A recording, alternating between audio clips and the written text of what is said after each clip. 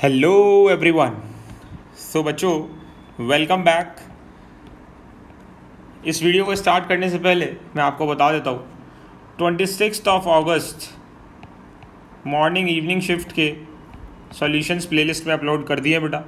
And 27 August morning shift इसका भी playlist में 4th अटैम्प्ट में वीडियो अपलोड कर दिया है, आप उसको भी चेक कर सकते हो after this video. And evening shift अभी हम कर रहे हैं, इसको भी उधर ही अपलोड कर देंगे, मर्ज कर देंगे। ये 4th अटैम्प्ट है, 3rd अटैम्प्ट की भी प्लेलिस्ट है, सो आप वहाँ से वो पेपर्स भी चेक कर सकते हो, that will help you a lot.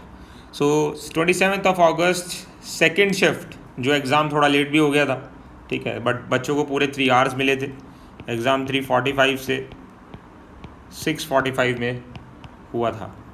So memory based paper है। चलिए स्टार्ट करते हैं स्टेप बाय स्टेप सॉल्यूशंस के साथ, और समझते हुए चलते हैं कहाँ हमसे मिस्टेक हुआ है और कैसे हम उनको हटा सकते हैं और कैसे उनको रेक्टिफाई कर सकते हैं, आगे के लिए अच्छा कर सकते हैं। ये वो क्वेश्चन है जो पिछले अटैम्प्ट में भी आया है। पिछला अटैम्प्ट मतलब परसों का जो पेपर था उसमें भी ये सेम क्वेश्चन आया है, सेम डिट्टो। तो यहाँ पर हमें NO2 दिया है, OH दिया है, NO2 रिंग से इलेक्ट्रॉन को पुल कर रहा है, OH इलेक्ट्रॉन रिंग को दे रहा है, इंक्रीज कर रहा है। सो H2PD रिडक्शन होगा, किसका रिडक्शन होगा? NO2 का रिडक्शन होगा, और ये किस में कन्वर्ट हो जाएगा? NH2 में कन्वर्ट हो जाएगा। तो ये कुछ ऐसा बन जाएगा बच्चों। अभी क्या दिया है यहाँ पर हमें? एसिटिक एनहाइड्राइड दिया है, बिल्कुल सीधा क्वेश्चन है, अभी जाके चेक कर लो, सेम क्वेश्चन, और यहाँ पर NHCOCH3 लग जाएगा। वेरी वेरी इजी, धमाकेदार शुरुआत विद ऑर्गेनिक केमिस्ट्री, ठीक है। एरोमेटिक हाइड्रोकार्बन्स में आप ये सीखोगे।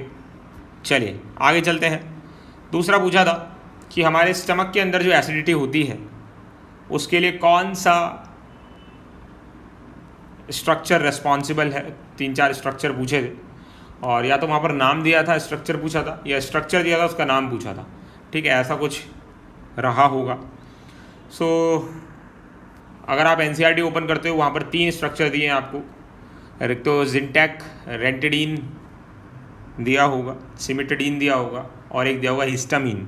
तो ये हिस्टामीन की बात कर रहा है, आप NCERT चेक कर सकते हो, बिल्कुल सीधा क्वेश्चन वहीं से आया है। नीचे कॉलम बना के 3 स्ट्रक्चर दिए हैं, तो पहले वाला स्ट्रक्चर पूछा था हिस्टामीन का स्ट्रक्चर, ठीक है, very very easy. Next question, number of species that will not show pyramidal structure. ऐसी कौन सी स्पीशीज है जो पिरामिडल स्ट्रक्चर शो नहीं करेंगी? तो CO3 2- कुछ ऐसा होता है, sp2 हाइब्रिडाइज हो गया, मतलब ये प्लेनर हो गया, तो ये शो नहीं करेगी। एक SO3 अगेन प्लेनर हो गया, sp2 हाइब्रिडाइज, ये भी नहीं शो करेगी। 2 NO3- again very very easy, ये भी प्लेनर है, sp2 हाइब्रिडाइज है, ये भी नहीं शो करेगी। तो आंसर अभी तक 3 हो चुका है। और PCl3 की बात करें तो ये तो पिरामिडल है, पिरामिडल के लिए 3 बॉन्ड पेयर, 1 लोन पेयर होना चाहिए। तो हमारा हमसे पूछा है विल नॉट शो, तो विल नॉट शो में कौन आ गया? 3 आ गया बेटा। So 3 will not show a pyramidal structure. Next है ozone layer depleted by which of these rays. तो ये तो आप सभी को पता है, UVA, UVB, UVC, ये आप बचपन से पढ़ते आ रहे हो। इन्वायरमेंटल केमिस्ट्री का क्वेश्चन है, class 11th, directly from the NCERT।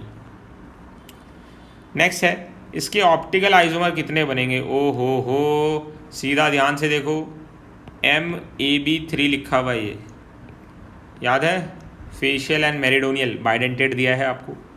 सो एक तो इसका फेशियल बन सकता है, एक मेरिडोनियल बन सकता है, ठीक है। तो आप 2 बना सकते हो। मेरिडोनियल में क्या करना होता है आपको?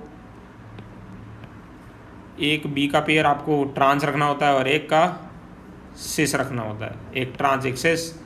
फेशियल में सिस है ना, 90 डिग्री पे आपको रखना होता है, तो उसको फेशियल बोलते हैं। तो 2 बन जाएंगे यहाँ पे, वेरी वेरी इजी कोऑर्डिनेशन से क्वेश्चन। लायोफिलिक, अभी अगर आपने इससे पहले वाला वीडियो देखा है मॉर्निंग शिफ्ट का, उसमें भी लायोफिलिक पे क्वेश्चन आया था, इसमें भी लायोफिलिक पे क्वेश्चन आया।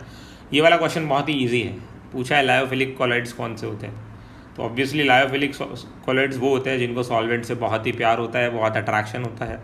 फोबिक सॉल्वेंट से दूर भागते हैं, फिलिक सॉल्वेंट की तरफ अट्रैक्ट होते हैं, तो दे आर हाईली सॉल्वेटेड, ठीक है। Very easy question from surface chemistry. Next, sucrose के हाइड्रोलिसिस से क्या बनता है? कभी इसको उठा के सॉल्यूशन में पूछ रहा है पहले शिफ्ट में, दूसरे शिफ्ट में कहाँ पूछ लिया, हाइड्रोलिसिस पूछ रहा है लाइक केमिकल काइनेटिक्स। तीसरे शिफ्ट में पूछ लेगा बायोमोलिक्यूल में। तो सुक्रोज आपको पता है नॉन रिड्यूसिंग शुगर होता है, 26 अगस्त को आया था ये क्वेश्चन पेपर में। और अल्फ़ा डी ग्लूकोज और बीटा डी फ्रक्टोज से बनता है, जिसमें ये डेक्स्ट्रो रोटेटरी होता है, ये लीवो रोटेटरी होता है। ये थोड़ा ज़्यादा होता है नेगेटिव, इसलिए इसको बोलते हैं इन्वर्जन ऑफ केन शुगर या सुक्रोज, आपने सुना होगा केमिकल काइनेटिक्स में भी। So again very easy question, 4 option दिए थे, अल्फ़ा ग्लूकोज, बीटा ग्लूकोज।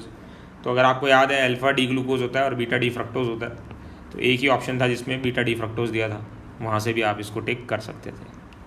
सीधा क्वेश्चन बायोमोलिक्यूल्स। नेक्स्ट आ गया अपना 151 कंपाउंड्स का वीडियो बनाया है, आप जाके चेक कर लो, वहीं से ये क्वेश्चन आया, मेटलर्जी का क्वेश्चन है, सभी का फॉर्मूला बताना है।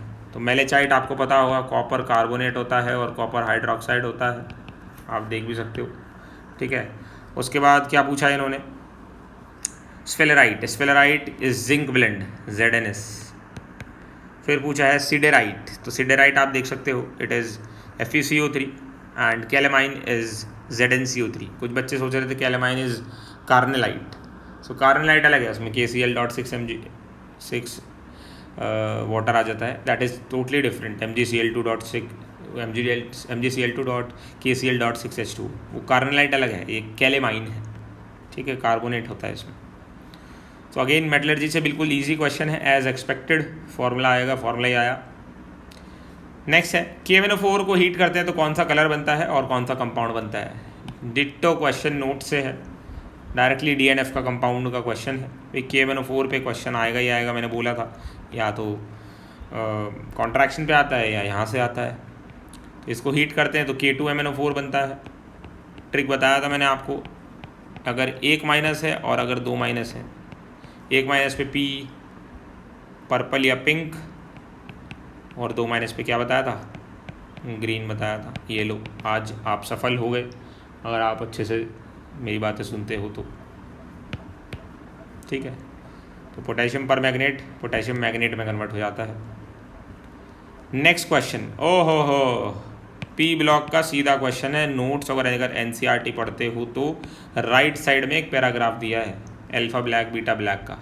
पूछा है रेड फॉस्फोरस को हीट करते हैं तो क्या बनता है। तो रेड फॉस्फोरस को सील्ड ट्यूब के अंदर अगर हीट करते हैं तो अल्फा ब्लैक बनता है, जाके चेक कर लेना, सब्लिमेशन वगैरह ये सब सारी प्रॉपर्टीज़ वहाँ पर दी हैं, ठीक है, राइट साइड में NCERT के पेज पे।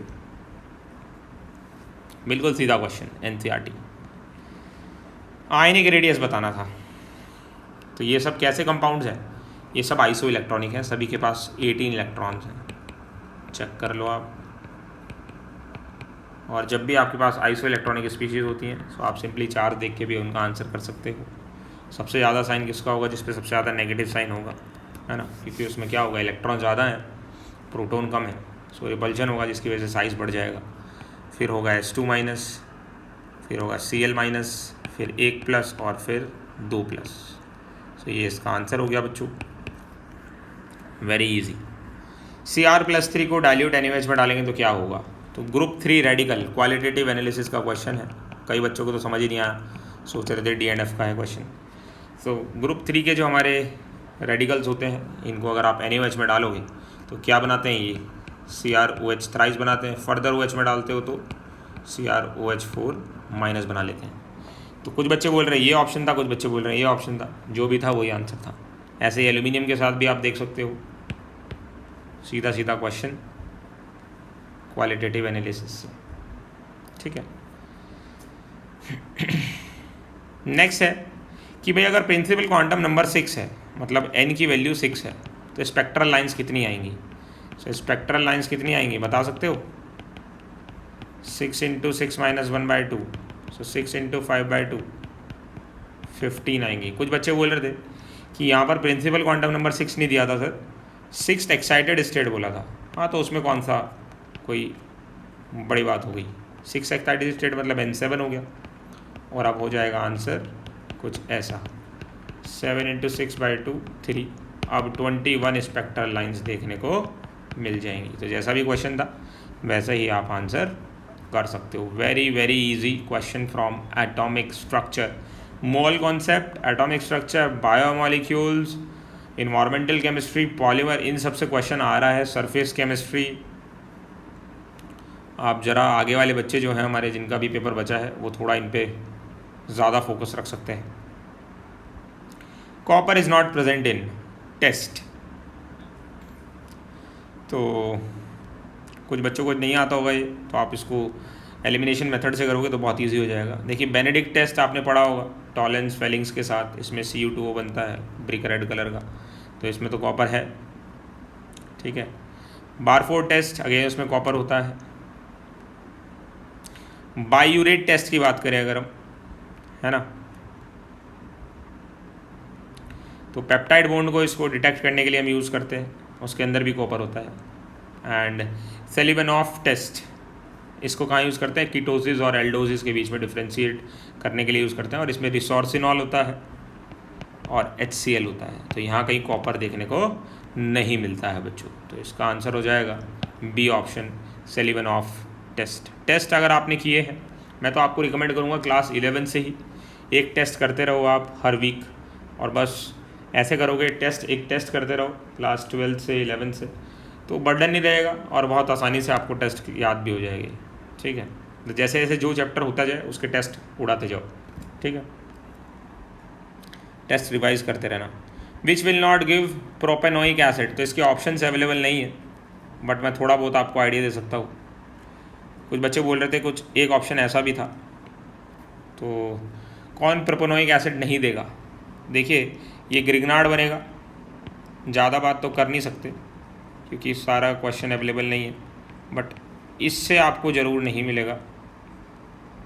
कुछ H+ डालने पे क्या बन जाएगा, 1 2 3 4, ये कुछ कन्वर्ट हो जाएगा आपका ब्यूटेनोइक एसिड में, तो मुझे लगता है यही आंसर रहा होगा। बाकी ऑप्शंस पे डिपेंड करता है और क्या क्वेश्चंस थे और रिएजेंट्स क्या थे, तो ये क्वेश्चन इनकम्प्लीट है, इसके बारे में मैं ज़्यादा बात नहीं कर सकता। नेक्स्ट क्वेश्चन पे चलते हैं। प्लूटोनियम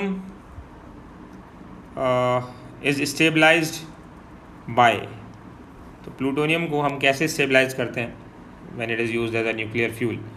तो बेटा इस क्वेश्चन को तो काफ़ी बच्चों ने स्किप कर दिया होगा या तुक्का लगा दिया होगा, तो ये कुछ 1-2 क्वेश्चन ऐसे आ जाते हैं जो आपको स्किप करने होते हैं या फिर इनको लास्ट में अटैम्प्ट करना होता है। इसका आंसर होगा O2F2, क्योंकि एक बहुत ही शानदार फ्लोरीनेटिंग एजेंट है, H2O2 की तरह होता है ऐसा कुछ, ठीक है, परऑक्साइड बॉन्ड होता है इसमें, और प्लूटोनियम के साथ इसकी रिएक्शन कराते हैं तो PuF6 बन जाता है और 3O2 निकल जाता है। तो O2F2 क्यों यूज़ किया, देखिए यहाँ पर भी फ्लोरीन है, यहाँ पर भी फ्लोरीन है, यहाँ तो नहीं है, तो ये तो आंसर होगा ही नहीं। और इन तीनों में ये काफ़ी चीप है, ईजिली अवेलेबल है, इसलिए O2F2 को किया जाता है यूज़। याद रखना PuF6 बनता है, ठीक है। आगे चलते हैं। कौन सा oxide which react with water to give H2O2, कौन से ऑक्साइड से हमें H2O2 मिलेगा। देखिए BaO2 से मिलता तो है जब इसको हम वाटर के साथ ट्रीट कराते हैं H2O2, ठीक है, बट BaO2 एनहाइड्रस होना चाहिए। यहाँ तो वाटर है उसके पास, तो इससे नहीं मिल सकता।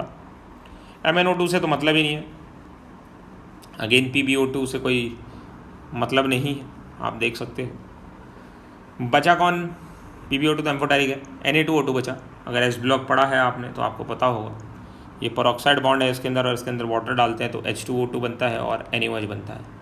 और इसी वजह से NaOH की वजह से, क्योंकि NaOH एक स्ट्रॉन्ग बेस है, इसका pH अराउंड 12-12.5 हो जाता है, ठीक है। तो अगेन ये तो काफ़ी इजी क्वेश्चन हो गया, काफ़ी बार आपने ये प्रैक्टिस भी किया होगा क्वेश्चन, ठीक है। BaO2 भी हो सकता था, बट अगर वो एनहाइड्रस होता तो, ठीक है। नेक्स्ट बिल्कुल laddoo question from mole concept, बहुत इंतज़ार करा दिया 11th वाले बच्चों को, एंड तक देखना पड़ा ये video. C3H8 when reacts with O2, तो आप इसमें क्या बनेगा, CO2 बनेगा और वाटर बनेगा। अब ये 100 ग्राम दिया है, इसके मोल निकाल लो। ये भी 1000 ग्राम दिया है, 32 से डिवाइड करके मोल निकाल लो। उसके बाद क्या करोगे, मोल फ्रैक्शन निकालना है CO2 का, तो इससे कितने मोल रिएक्ट करते हैं, इसके कितने बनेंगे ये निकाल लो। फिर इसके मोल्स अपॉन जो रिमेनिंग मोल्स हैं वो इंटू 100 कर दो। तो आप देख सकते हो यहाँ मैंने सॉल्व भी किया है। C3H8 के 2.27 मोल आए, इसके 31 मोल है, कैलकुलेशन आप चेक कर लेना। अब इसके 1 से इसके 5 मोल रिएक्ट करते हैं, तो 2.27 से कितने करेंगे, 5 × 2.27, तो 5 × 2.27 अगर यूज़ हो गए तो बचे कितने, 31 में से माइनस कर दो 5 × 2.27, बचे इतने। अब इसके 1 से 5 रिएक्ट करते हैं और 3 बनते हैं, 1 से 3 बनते हैं, तो 2.27 से कितने बनेंगे, 1 से 3, 2.27 से 6.8। बस अब मोल फ्रैक्शन निकालना है। मोल फ्रैक्शन क्या होगा, CO2 के मोल्स अपॉन जो रिमेनिंग मोल्स हैं आपके, या जो टोटल मोल्स हैं, रिमेनिंग तो नहीं बोलेंगे, CO2 के मोल्स अपॉन टोटल मोल्स जो रिमेनिंग है मल्टीप्लाई बाय 100, ये हो जाएगा mole fraction of CO2, that is 6.8। और टोटल मोल्स कितने हो गए, 6.8 प्लस 19.65 किसके बच गए, ये बच गए अपने O2 के, H2 के नहीं, O2 के, O2 है ना ये, ठीक है। और इसको मल्टीप्लाई कर देंगे हम 100 से, आप चेक कर सकते हो 0.25 के आसपास इसका आंसर आ जाएगा। Very very easy question from mole concept. अभी 11th क्लास के स्टूडेंट को थोड़ा बहुत ट्रिकी लग सकता है, उसको लगेगा कि ये बैलेंसिंग, बट अगर आपने मोल कॉन्सेप्ट पढ़ा है तो बहुत स्टार्टिंग में ये बैलेंसिंग सिखा दी जाती है। Very very easy. हाइड्रोकार्बन्स को अगर हम ऑक्सीजन से ट्रीट करते हैं, है क्या ये है प्रोपेन। नेक्स्ट है हाईएस्ट इंटरमॉलिक्यूलर हाइड्रोजन बॉन्डिंग किसके अंदर है। अब देखिए आपको पता होगा 2 हाइड्रोजन बॉन्डिंग होती है, एक होती है इंटर, एक होती है इंटरा।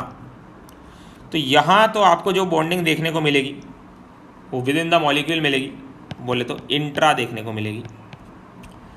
यहाँ अगर आप देखो, है ना, तो ये दूरी काफ़ी ज़्यादा है, तो यहाँ इंटर मॉलिक्यूलर हाइड्रोजन बॉन्डिंग देखने को मिलेगी। और यहाँ भी देखो विद इन द मॉलिक्यूल तो कुछ है नहीं, तो यहाँ इंट्रा तो हो नहीं सकती, हाँ दूसरे मॉलिक्यूल के साथ इंटर हो सकती है। अब उसने पूछा है highest inter molecular hydrogen bonding, तो अगर मल्टीपल करेक्ट में ऑप्शन दिए थे, दो एक साथ दिए थे 1 2 2 3, तो आप 2 3 पे टिक कर सकते हो। बट अगर सिंगल ऑप्शन दिए थे या ये ऑप्शन दिया था 2, तो 2 को आप टिक करोगे, क्योंकि थर्ड वाले केस में इंटरमॉलिक्यूलर हाइड्रोजन बॉन्डिंग थोड़ी कम होगी एज़ कम्पेयर टू सेकंड। आप समझ सकते हो क्यों, क्योंकि यहाँ पर आप देख सकते हो 2 ग्रुप्स प्रेजेंट हैं जो इसको इंटरमॉलिक्यूलर हाइड्रोजन बॉन्डिंग करने में थोड़ा रुकावटें पैदा करेंगे, ठीक है। सो जैसा क्वेश्चन था वैसा आप इसका आंसर कर सकते हो। सो ये था आपका सॉल्यूशन। 27th के दोनों पेपर सॉल्व हो गए बेटा, 26th के दोनों पेपर सॉल्व हो गए। अब जो नेक्स्ट पेपर आएगा उसका इंतज़ार करेंगे। कृपया करके अगर आपको समझ में आई हैं चीज़ें तो बाकी बच्चों को भी शेयर करो, ठीक है। लाइक करो, शेयर करो, कमेंट करो एंड सब्सक्राइब करो।